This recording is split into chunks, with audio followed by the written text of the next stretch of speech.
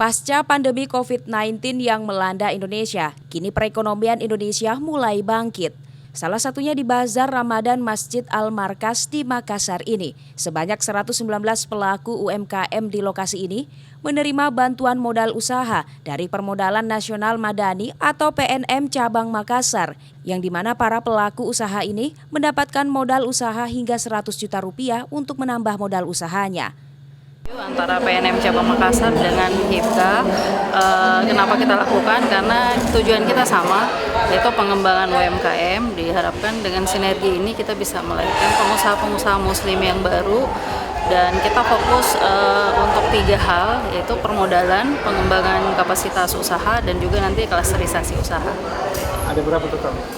Kalau untuk nasabah dan on proses itu sudah 119 nasabah yang mudah-mudahan bisa minggu depan itu sudah bisa kita realisasikan permodalannya. Next kita akan fokus ke klasterisasi usaha.